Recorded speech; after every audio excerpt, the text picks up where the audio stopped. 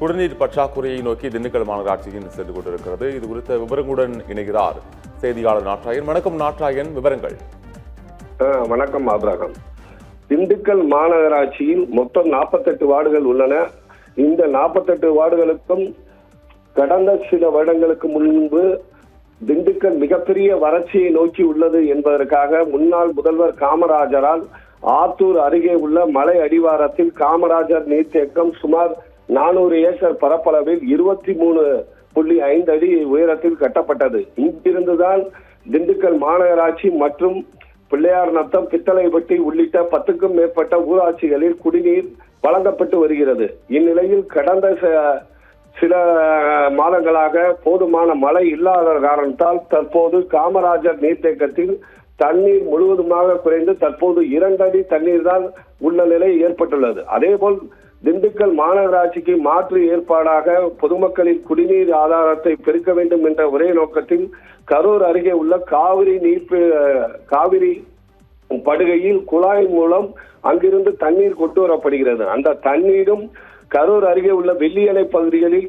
குழாய் தொடர்ந்து உடைந்து வருவதால் திண்டுக்கலுக்கு போதுமான குடிநீர் வழங்கப்பட முடியவில்லை.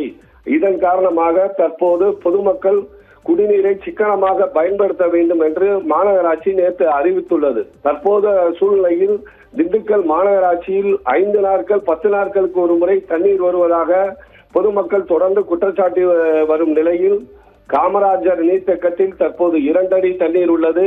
தொடர்ந்து காவிரி படுகையிலிருந்து குழாய் மூலம் கொண்டு வரப்படும் தண்ணீரும் குழாய் ஆங்காங்கே உடைப்பு ஏற்பட்டுள்ளதாக மாநகராட்சி அறிவித்துள்ளது.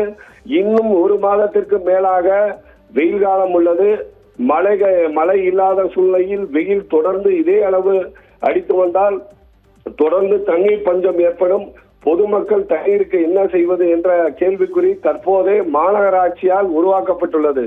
கடந்த சில மாதங்களுக்கு முன்பு செய்தி ஊடகங்கள் மூலம் மாநகராட்சி உடனடியாக தண்ணீர் பஞ்சத்தை போக்குவதற்கு காமராஜர் நீர்த்தேக்கத்தை தூர்வார வேண்டும், அதன் வழித்தடங்களை சரி செய்ய வேண்டும் என செய்திகளில் வெளியிடப்பட்டது. அதேபோல் சமூக ஆர்வலர்களும் பொதுமக்களும் தொடர்ந்து மாவட்ட நிர்வாகத்திடமும் கூறி வந்த நிலையில் எதையும் கண்டுகொள்ளாத மாநகராட்சி அப்படியே விட்டுவிட்டதால் தற்போது திண்டுக்கல் மாநகராட்சி மற்றும் சுற்றுப்புற பகுதிகளில் குடிநீர் பஞ்சம் ஏற்படும் அவலநிலை ஏற்பட்டுள்ளதாக இப்பகுதி மக்கள் குற்றம் சாட்டி வருகின்றனர்.